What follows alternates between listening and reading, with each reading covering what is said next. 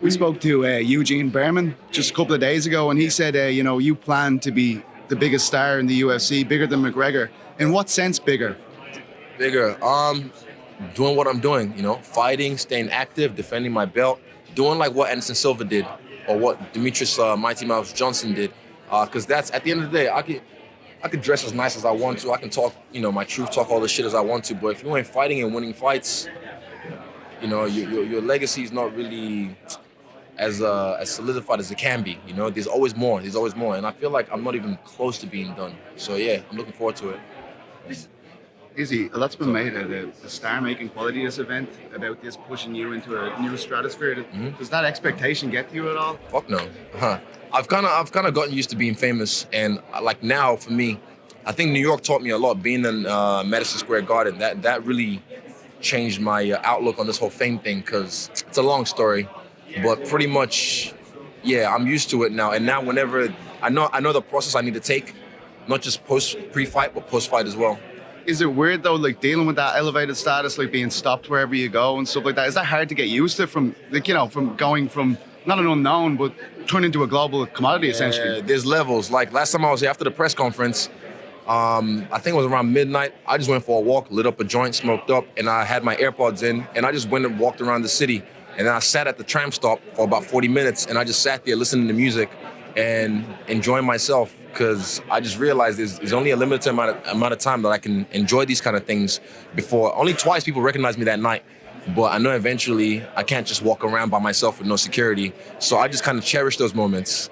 Do you feel like, I know you just recently signed with Paradigm, do you feel like that was the route to go, considering that you want to be bigger than McGregor, that's his management company? You can't keep saying that. It's not that I want to be bigger than McGregor. That's just like something that someone else said. I want to be as big as I can be, and I know what I can be, so you can't keep attaching his name to my success. For me, yeah, honestly, because who else has been to the top of the game when they know what's being left on the table? A lot of the people in this, like Robert doesn't know his worth. His management, look, his manager himself has dubious practices when it comes to management. If you look into it properly. And for me, I just had to vet the right people who know the game, and who better than Paradigm, Tim and Audie. I've vetted them, like they ain't pushed me. I vetted them for over a year. We've been different places around the world. I've seen them and I've hung out with them, and I realized, these guys aren't, we're trying to make money, but they at the end of the day, everyone's trying to make money, but at the same time, we were cool. We were compatible, put it that way. A good working relationship. Are you happy to see Eugene getting the spotlight put on him? I know that's something you kind of said since day one, right? I am, but he's not. So yeah, he hates this. Trust me. You guys, he's not like all these other coaches or managers who like to sit in the spotlight and go on interviews and rah. But I've had to force him. Because it's part of the game, and I've had to kind of school him on, well, not school him, but like he knows, but he's a reserve guy, so he hates all this. After all this is done, you know what he's gonna do? He's gonna go into the bush and go hunting for about a week and get away from all this. That's his thing. And I like to disappear as well, but yeah. Could anyone else in the middleweight division have brought this kind of spotlight to this event? No one. I don't think anyone else. If I was not the guy Robert was fighting, it wouldn't be at Marvel Stadium. It wouldn't be here at Marvel Stadium. If I wasn't the guy Robert was fighting. If it was anyone else, it'd probably be in Sydney at some arena. Yeah. No offense, but I'm just saying, say thank you. At the end of the day, say thank you. Is there any kind of did you feel as though it's enough of a space from that Gastelum fight? Like it was such a war. You feel like you're 100% recovered, ready to go? The spaces I had in between my other fights, I was like, I fight literally as I'm walking out the back, mixed like to Eugene. Okay, we've got for him. We've got which one do you want? Or we want to, and then it's like, yo, all right, but I'm used to it. So now I've had 6 months. 6 months is a long time in my world, Other people's world, that's like the irregular. They'll fight and then 6 months off and then come back to the gym. Not in my world. I stay in the gym 24/7.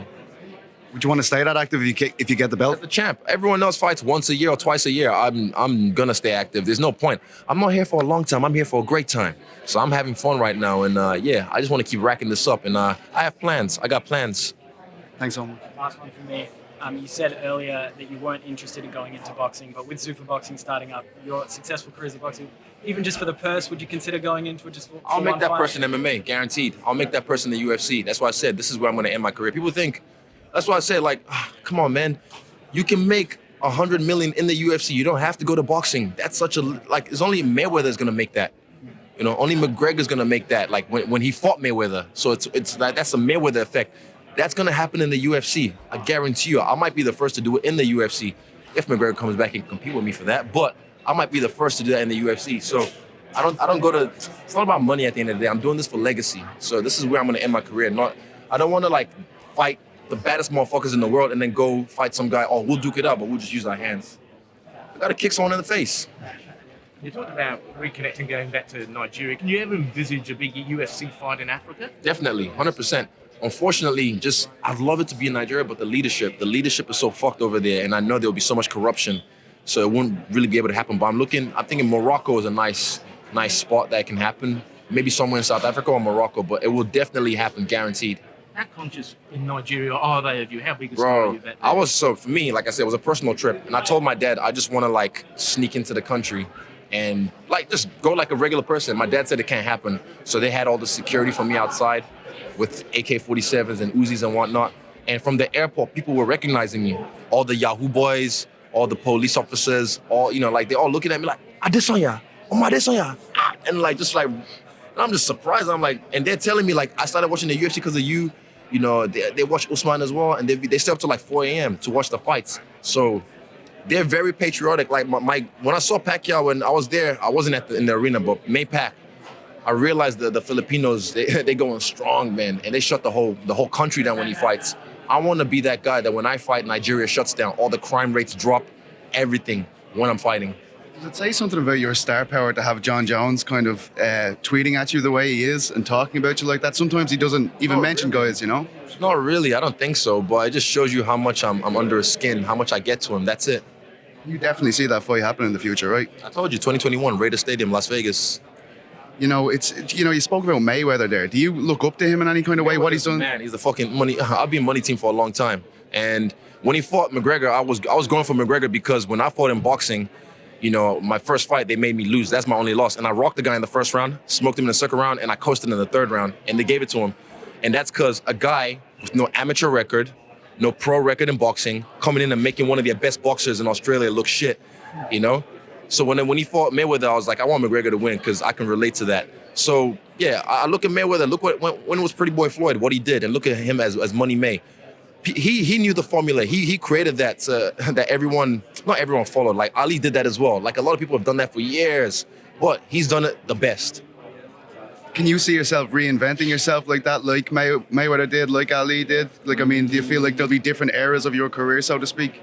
That's a good question. Hold up. Reinventing myself. I've done that with dancing. It might happen with fighting, but just depends how long I'm around for. Depends how long. Like I said, I'm not here for a long time. I'm here for a great time. So it depends how long I'm around for. And definitely, reinvention is good. And people don't like change. They'll complain about it, but I'll be like, fuck off. This is my time. I might become Freestyle. That might be my new name in about 3 years. Freestyle. Do you have a number? Like when you say I'm not here for a long time, do you have like an age where you kind of have in your head, or is it a feeling you'll have? It's a feeling. You'll know. You know the feeling. And I've seen a lot of guys in this game. We know some guys in this game. They're fighting at an age they should not be fighting at, even right now. And I'm like, you have to set yourself up right. I've bought I think I've got like 19 properties now since I joined the UFC. Yeah, I told you, I'm buying Auckland like I'm Chinese. But yeah, like, it's just, you have to be the guy that I don't want to be fighting when I don't want to fight. Even when I was in China, I met some guys on this local circuit that were fighting. They didn't enjoy it. They wanted to be musicians or doing other things, but they're just fighting because it pays the bills and they get money for it.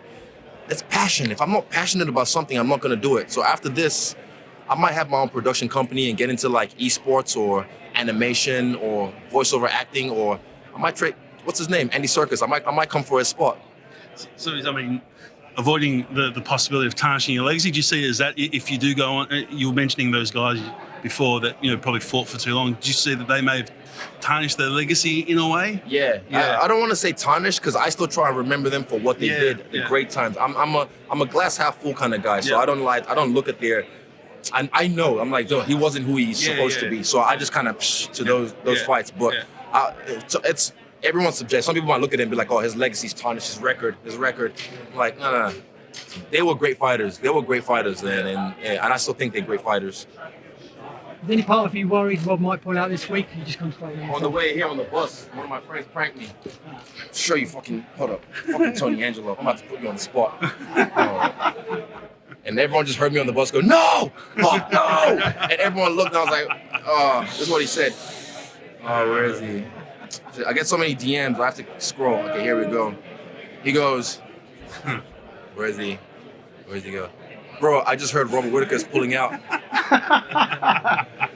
And I was like, fuck, stop. I just yelled and I go, stop lying, you're joking. He goes, got you. I was like, oh, fuck all this shit. So, yeah, I'm 95% sure he's going to show up to the fight. 95% sure because we knew what happened last time. Well, I think, honestly, even if he broke his ankle, he'll hobble to that. He doesn't want to let people down. The pressure's on him. He doesn't want to let people down. He doesn't want to lose this fight. So I know the pressure's way on him. So even if he broke his ankle, he'll strap that shit up and he'll hobble to the ring or to the cage and he'll make sure it happens. He'll try. He's a warrior. It's a big fight for him in that sense too, right? Because you're bringing so much hype here. You know, he gains so much from this if he does win, right? Like that, it's an incredibly valuable fight for him. Yeah, definitely. He can try and come up off my name, but I'm making sure that's not happening. You have a stay woke. Stay broke. Stay woke, stay broke. That's is it struggling? Are you struggling? Engage, fight where you know the vibe. We out here. Oh, wow. It's real diamonds, by the way. You don't seem too broke anymore. That's my point. Is it hard to stay woke? Broke. I stay broke. That's the thing. It's a mentality. You stay broke. Don't ask me for money. I don't have shit. All my money's in investments. I have nothing. I have like $5 on me right now.